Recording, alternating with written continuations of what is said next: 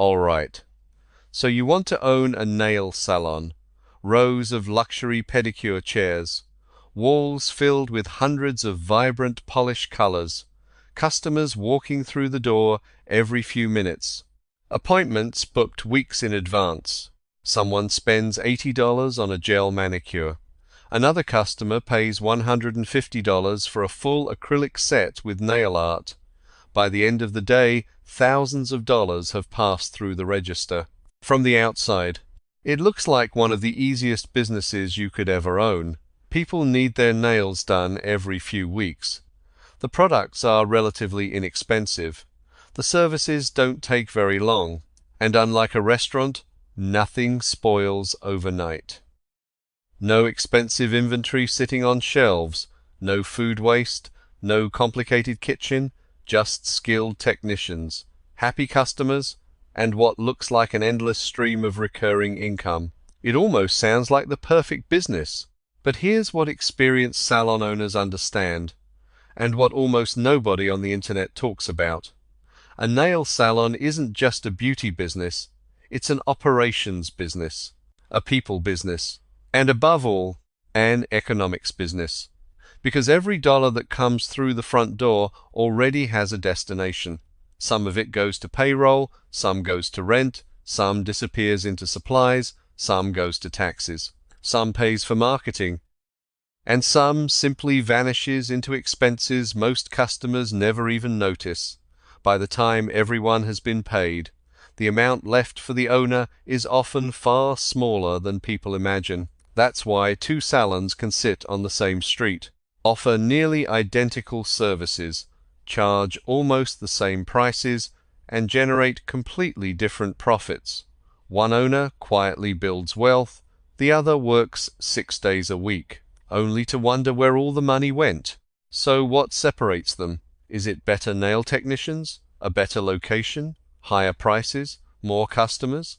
Or is there something happening behind the scenes that most people never see today? We're pulling back the curtain on one of America's most misunderstood small businesses. We'll break down how nail salons really make money, where that money actually goes, why some owners expand into multiple locations, while others close their doors after only a few years. Because once you understand the economics behind every manicure, you'll never look at a nail salon the same way again. Why nail salons look so profitable. At first glance, it's easy to understand why so many people want to own one. Think about it. A restaurant serves a customer once. A furniture store might not see that customer again for 10 years. But a nail salon? Its best customers come back every 3, maybe 4 weeks. That's the dream of every business owner. Recurring revenue. Instead of constantly searching for new customers, you're building relationships with people who return over and over again. A loyal client doesn't just spend money once. They might visit 15 or 20 times every year. And if they stay with the salon for several years, that single customer can be worth thousands of dollars. That's why experienced owners don't focus on one appointment. They focus on lifetime value, because every satisfied customer isn't just today's income, they're next month's income. And the month after that, that's what makes the business so attractive. But recurring customers are only part of the story. There's another reason investors love this industry. Demand is surprisingly resilient. During difficult economic times, people often delay buying a new car. They postpone expensive vacations. They cancel large purchases. But many continue spending on small luxuries that help them feel confident. For millions of people, getting their nails done isn't an occasional treat anymore. It's part of their routine, just like getting a haircut or going to the gym. That consistency creates a level of predictable demand that many businesses never achieve. And that's exactly why the industry continues to attract new entrepreneurs every year. But if the business is really this attractive, why doesn't everyone become rich owning a nail salon? Because the business only looks simple, until you have to pay for everything behind the scenes. So, You've decided to open a nail salon. You find a great location, sign the lease, pick out a beautiful name. Maybe you've even imagined what opening day will look like. Customers walking through the door, appointments filling the schedule, the sound of the cash register ringing. It feels exciting. Until the first invoice arrives, because this is where many first-time owners get their first reality check. Opening a nail salon isn't just about renting a space and buying a few bottles of nail polish. It's about building a business from the ground up, and every decision comes with a price tag. The first major expense is location. Most successful salons aren't hidden on quiet side streets. They're located where people already spend their time. Busy shopping centers, grocery plazas, retail districts. Places with constant foot traffic. That's no accident. Customers rarely drive across town just for a manicure. They usually combine a nail appointment with grocery shopping, running errands, or grabbing a coffee. Convenience creates customers, and convenience isn't cheap. Prime locations often come with significantly higher rent, but experienced owners understand something important. Paying more for the right location can be far less expensive than trying to attract customers to the wrong one. Once you've secured the location, the real spending begins. The empty space has to become a salon. Pedicure chairs, manicure stations, reception furniture, lighting, mirrors, storage, point-of-sale systems, professional tools, ventilation, plumbing. Every item may seem reasonable on its own, but together the costs add up quickly. Many first-time owners focus on the obvious purchases. They budget for chairs and equipment, then forget about permits, insurance, signage, licensing, software, security systems, website development, professional photography, marketing before opening day. None of these expenses are optional, and together they can add tens of thousands of dollars to the initial investment. Then comes the expense that many entrepreneurs underestimate the most: working capital. Opening the doors doesn't mean the business immediately becomes profitable. Employees need to be paid before revenue becomes consistent. Inventory needs to be restocked. Rent is still due at the beginning of every month. Utilities arrive whether the salon is busy or empty. Marketing doesn't stop after opening week. The business needs cash simply to survive those first few months, and that's where many new owners run into trouble. They spend almost everything creating a beautiful salon, only to realize they don't have enough money left to comfortably operate it. A business rarely fails because it was expensive to open. It fails because it runs out of cash before it has time to grow. The smartest owners think differently. They don't ask, "How can I build the most beautiful salon?" They ask, "How can I build the most profitable one?" Because customers don't return for expensive furniture, they return for great service, friendly technicians, consistent quality, and an experience they can trust. Beautiful interiors certainly help, but they're not what keeps appointment books full. People do, relationships do, consistency does. Those are the investments that generate long-term returns. By the time the salon finally opens, the owner has already invested a significant amount of money. Now comes the question that matters most. How does that investment actually turn into profit? Because despite offering dozens of different services, not every manicure, pedicure, or nail treatment contributes equally to the business. Some services exist to attract customers, others quietly generate the highest margins, and understanding that difference is where the economics become truly interesting.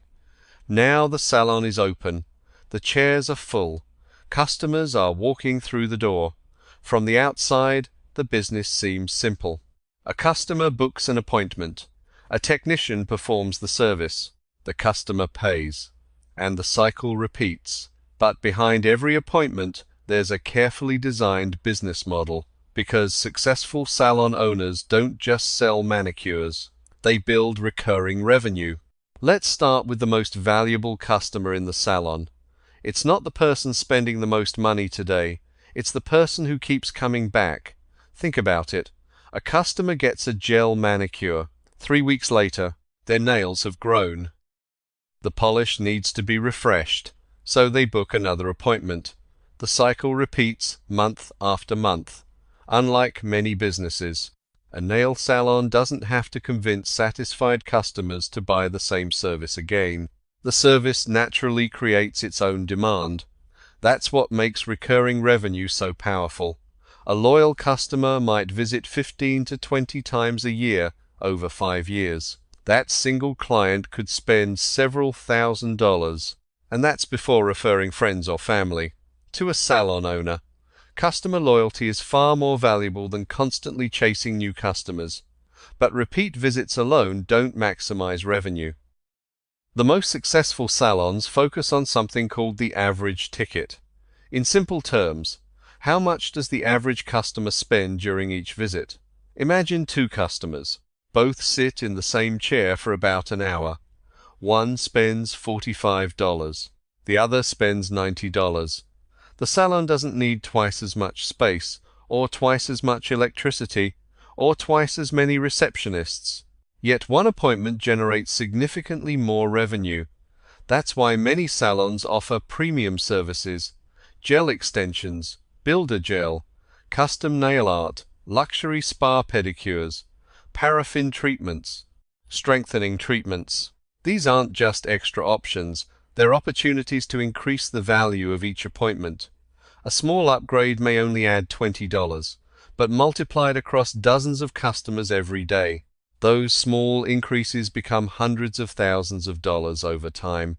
Retail products create another important source of income. Look around the front desk of almost any successful salon. You'll usually find shelves filled with cuticle oil, hand creams, nail strengtheners, and professional home care products. At first glance, they seem like simple impulse purchases, but economically, they're extremely valuable. Selling a bottle of cuticle oil takes less than a minute. It doesn't require another appointment. It doesn't occupy a technician. It doesn't tie up a salon chair. It's revenue that isn't limited by time. And in a business where appointment hours are finite, that's incredibly important. Then there are memberships and loyalty programs. Some salons encourage customers to pay a monthly membership fee. Others reward repeat visits with discounts or exclusive perks. The goal isn't simply to increase sales. It's to create predictable revenue. Predictability changes everything. Owners can schedule staff more efficiently, plan inventory with greater confidence, and make long-term business decisions without constantly worrying about next month's cash flow. The less uncertainty a business has, the stronger it becomes. Here's where many new owners make a mistake. They believe more customers automatically mean more profit. Not necessarily. Imagine one salon serving 100 customers a day, mostly purchasing basic services. Another salon serves only 70 customers, but each one chooses premium treatments and retail products. Which business is more profitable? Very often, the second one. Because profitability isn't just about volume, it's about value. The smartest salon owners don't simply try to fill every chair, they focus on maximizing the value of every appointment. But even the strongest revenue model has one unavoidable reality. Every dollar that comes into the business immediately starts flowing back out. Payroll, rent, supplies, utilities, marketing, insurance, taxes. Revenue may look impressive from the outside, but profit depends on what remains after every expense has been paid. And this is where many salon owners discover that running a busy business is very different from running a profitable one. A full appointment book, busy technicians, a waiting room filled with customers. To most people, that looks like a successful business, and in many ways, it is. But experienced owners know something that customers never see. Revenue is only the money coming in. Profit is what's left after the money goes back out. And in a nail salon, money goes out fast. The largest expense is almost always labor. At first, that might seem obvious. After all, without technicians, there is no business. Every manicure, every pedicure, every nail design depends on skilled hands. But here's what makes labor different from almost every other expense. It's not just a cost, it's also the salon's greatest asset. A talented technician doesn't simply perform services. They build relationships. They remember customers' names. They know their favorite colors. They understand exactly how each client likes their nails shaped. Over time, customers stop booking the salon. They start booking the technician. And that's incredibly valuable. But it also creates one of the biggest risks in the industry, because if that technician leaves, many of those customers leave too. That's why successful owners don't just invest in hiring great people, they invest in keeping them. The next major expense is rent. Location helped bring customers through the door. Now it has to justify its cost. Every month, the rent is due, whether the salon is packed or completely empty. Unlike payroll, which can sometimes be adjusted, rent rarely changes.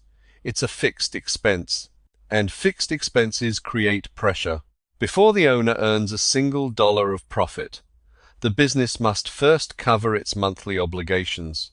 That means every empty appointment isn't just a missed opportunity. It's revenue the salon needed, but never earned. Then come supplies. A single bottle of gel polish isn't expensive, neither is a nail file, or a buffer, or disposable gloves. But think about how many services a busy salon performs every single day. Every appointment uses something: polish, acetone, cotton, foil, files, buffers, lotions, sanitizers, cleaning products. Individually, these costs seem small. Collectively, they're constant. The busier the salon becomes, the faster those supplies disappear. Growth increases revenue, but it also increases expenses. Marketing is another cost that many first-time owners underestimate. Some believe that opening the doors is enough, that customers will simply walk in. Sometimes they do. Most of the time, they don't.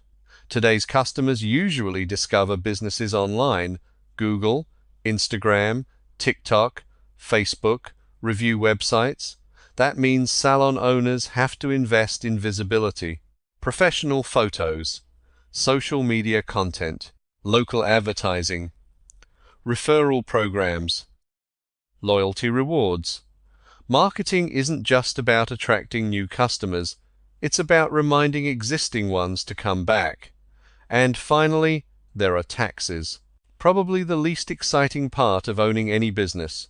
Every service sold, every employee paid, every dollar earned. Eventually, the government takes its share. New owners often look at daily sales and think, "We made $2,000 today." Not exactly.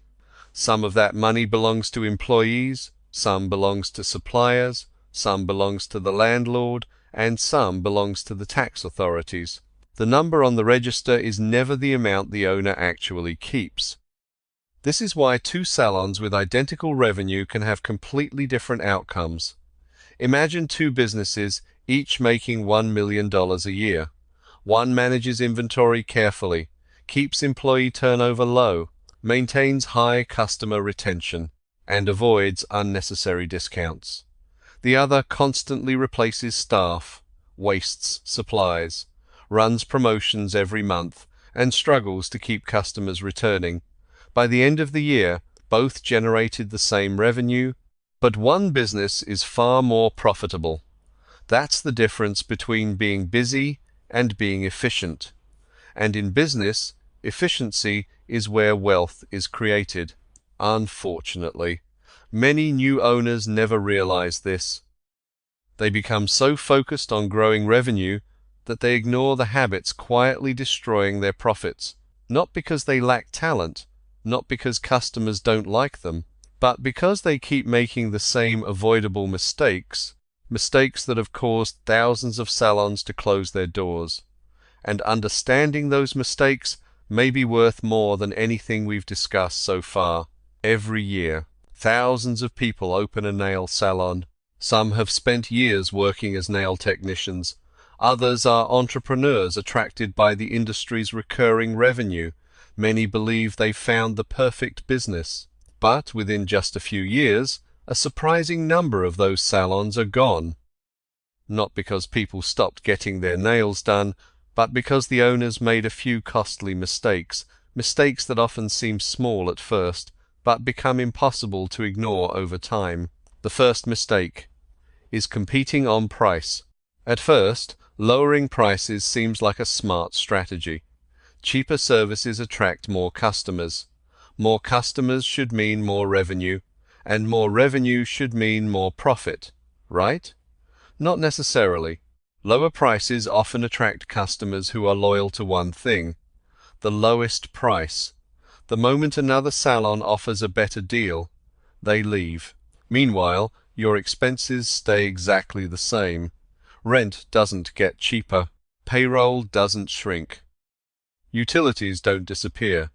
Before long, the salon is busier than ever, but somehow the owner is making less money.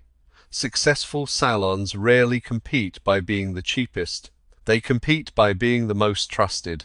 Customers will gladly pay more if they know they'll receive consistent quality every single time. The second mistake is ignoring the numbers. Many owners know every service they offer, every polished color, every trending nail design. But ask them a simple question: which service earns you the highest profit? And they don't know. Successful businesses aren't built on guesses. They're built on data. The best owners track everything. How many customers return each month? Which technician generates the most repeat business? Which services produce the strongest margins? How much each appointment actually costs? Because numbers reveal problems long before customers do. The third mistake is failing to retain great employees. Remember, people don't just become loyal to a salon, they become loyal to a technician. When an experienced technician leaves, they often take years of customer relationships with them. Replacing that experience isn't easy. It takes months to rebuild trust. That's why successful owners invest just as much in their team as they do in their equipment. A supportive work environment, fair compensation, opportunities to grow. Those investments don't always appear on a balance sheet, but they often determine whether a business succeeds or struggles. The fourth mistake is focusing on getting new customers. Instead of keeping existing ones, many owners spend thousands of dollars on advertising, trying to attract more people through the door. But here's the reality: finding a new customer is expensive. Keeping an existing one is usually much cheaper. A loyal customer doesn't just return. They recommend friends, leave positive reviews, post photos on social media. They become your marketing. The strongest salons don't constantly chase new business. They build relationships that naturally create more business. And finally, perhaps the biggest mistake of all: owners stop working on the business and spend all their time working in the business. In the beginning, it's understandable. You answer the phone, check customers in, manage appointments, order supplies, handle payroll, solve problems.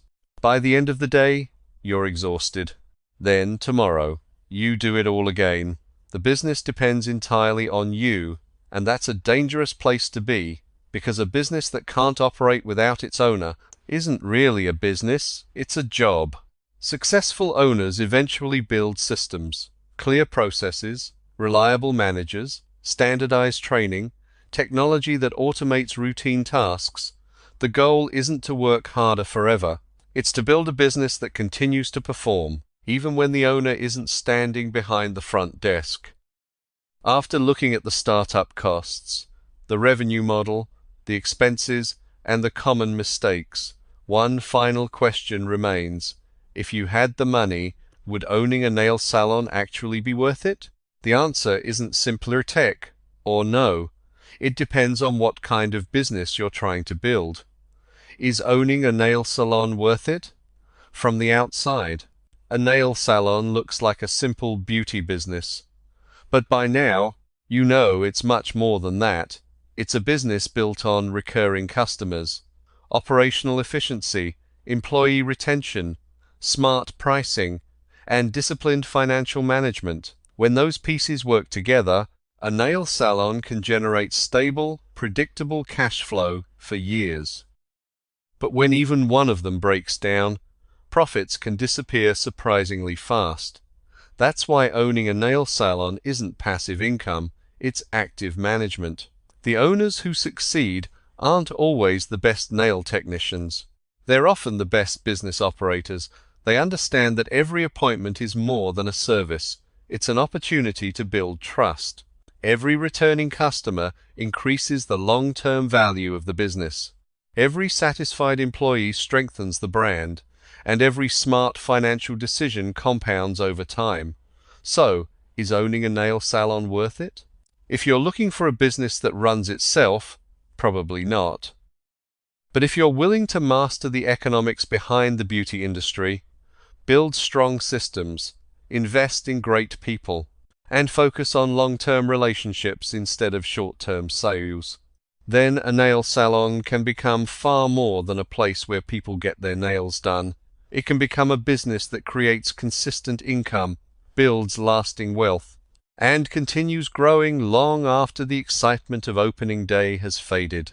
Because, in the end, the beauty industry may bring customers through the door, but it's economics that determines who stays in business. So, the next time you walk past a nail salon, don't just see a place where people get their nails done. See the business behind it. Every occupied chair represents revenue. Every empty appointment represents inventory that can never be sold. Every returning customer isn't just another manicure. They're predictable cash flow. And every technician isn't simply providing a service. They're protecting the relationships that keep the entire business alive. From the outside, owning a nail salon looks simple, but beneath the polished floors, the relaxing music, and the perfectly painted nails is a business built on economics, not beauty. Because beautiful nails may bring customers through the door, but understanding numbers, managing people, and making smart financial decisions is what keeps that door open. And maybe that's the biggest lesson of all. The businesses that look the simplest are often the most complicated once you step behind the scenes. If you enjoyed this breakdown, subscribe for more deep dives into the economics behind everyday businesses. Because once you understand how businesses really make money, you'll never look at them the same way again.